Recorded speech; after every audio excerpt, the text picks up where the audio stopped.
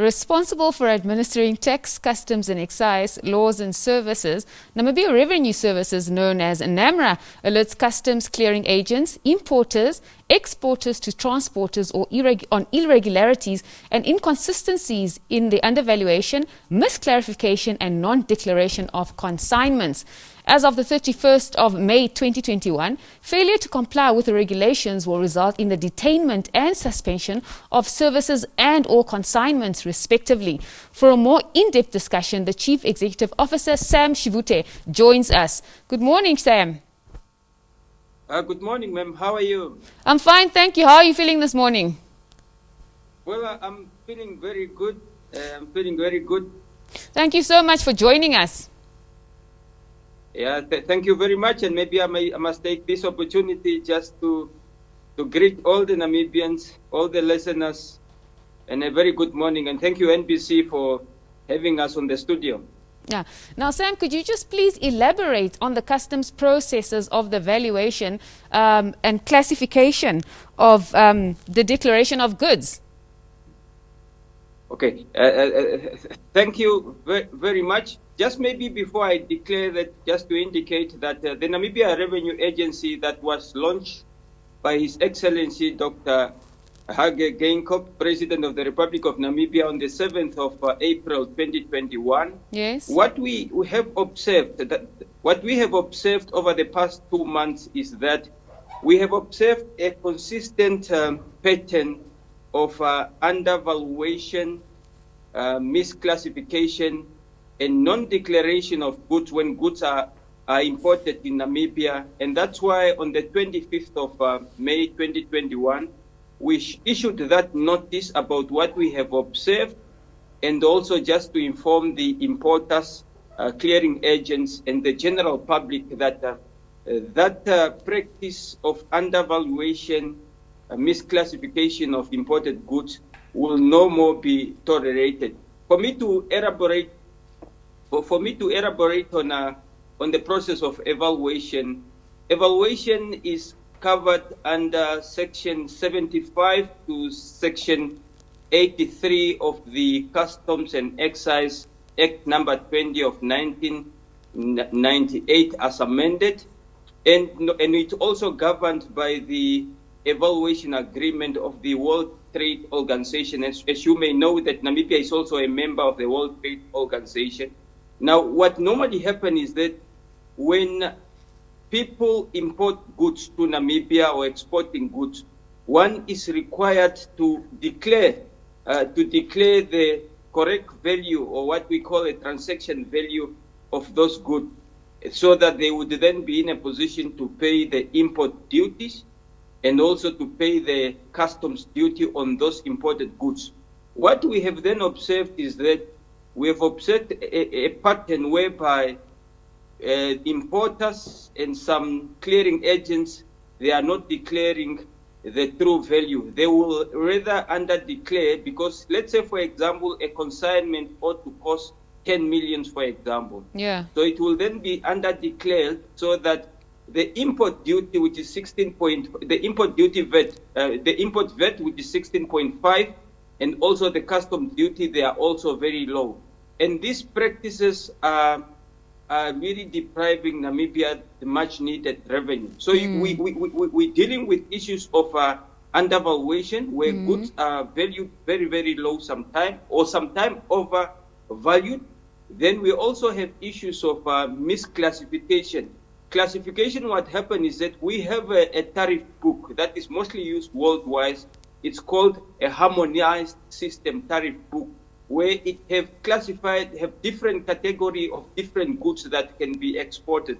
And in that tariff book, you then have different codes that indicate that for a specific goods, this is the percentage of the customs duty that had to be paid.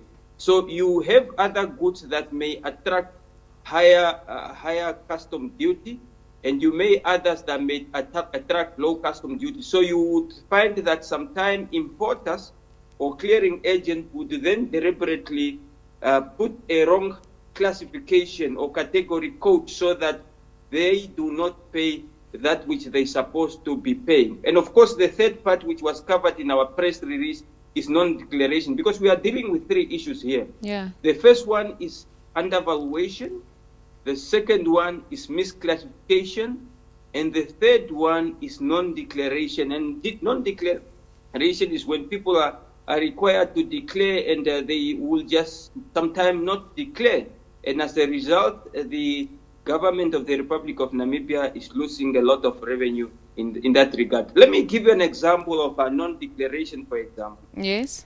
If you travel to a SACU country as a Namibian and you buy some goods there, when you come back, the rebate that you are entitled to, or the amount of money that you are entitled to, for example, is goods worth about 1,250. Yes. And anything beyond that amount, you are expected to declare and pay customs duty on that. Not only paying duty, but also VAT, because you have import VAT and also custom duty. And in most cases, it's not happening.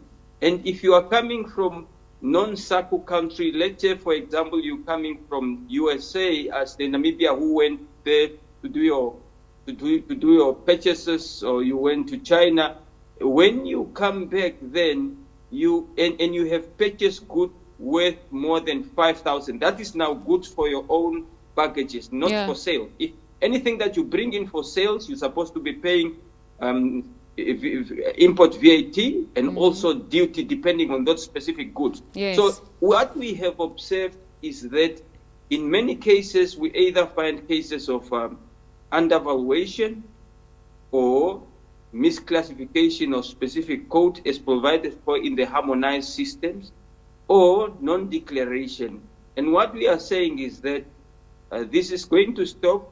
What we are saying is that if you are caught, we are going to provide the highest penalty possible that can be imposed by the law. Yes, and just to find out, what would then those penalties be if people are found guilty contravening these regulations?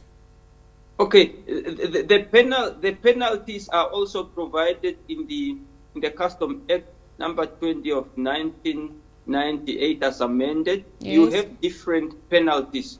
There are categories of non-serious offenses, serious offenses, and so on. So those penalty, one would normally find them from Section 90 up to Section 94. Yeah. Some of the penalty, for example, for non-declaration, what can happen with non-declaration, the penalty currently in the law is 8,000. However, it can either be 8,000 or 3 times the value of the goods that you have failed to declare.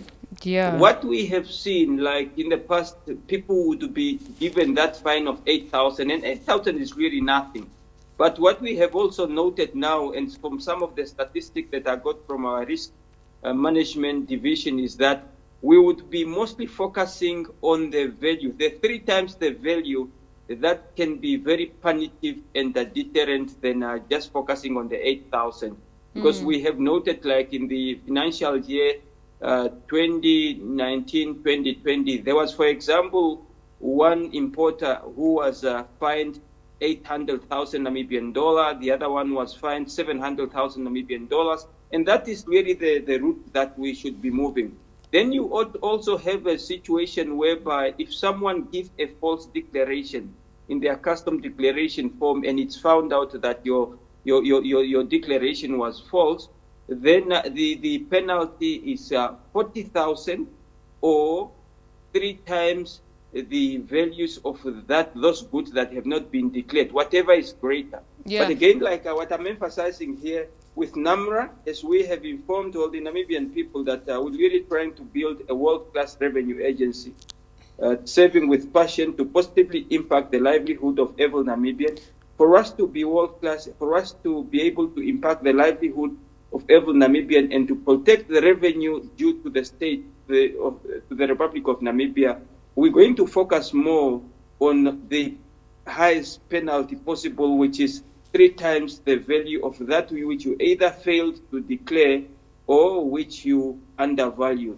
Thank you so much for that, Sam. Thank you so much for joining us this morning and giving us an elaborate explanation of exactly what the penalties will be and also what these regulations are. Hope you have a blessed day ahead, sir. I beg your pardon. I think there was just a little bit of cutting. Thank you so much Thank you so much for joining us this morning and for giving us an elaborate explanation of the duties of NamRa. I hope you have a good day ahead, sir. Yeah, no. Thank you very much, and I appreciate the opportunity. And I think the message should just be there that NamRa is here. NamRa is the future. We are here to collect revenue on the behalf of the state for the social development of our country. And therefore, we must all work together with NamRa and make sure that those who are not complying, they are brought to book and they are reported so that we can raise as much revenue as possible and also to protect the local market as well. Because when people are bringing things and they are not declaring or they are undervalued, they are able to sell at a very low prices here, and we are undercutting our local market. Thank you. Thank you so much for that, sir. Well, there you have it. That's Sam Shivute, who's the CEO of Namibia Revenue Agency, speaking to us about the classification, valuation, and declaration of goods. Stay tuned. We'll be right back after the short break.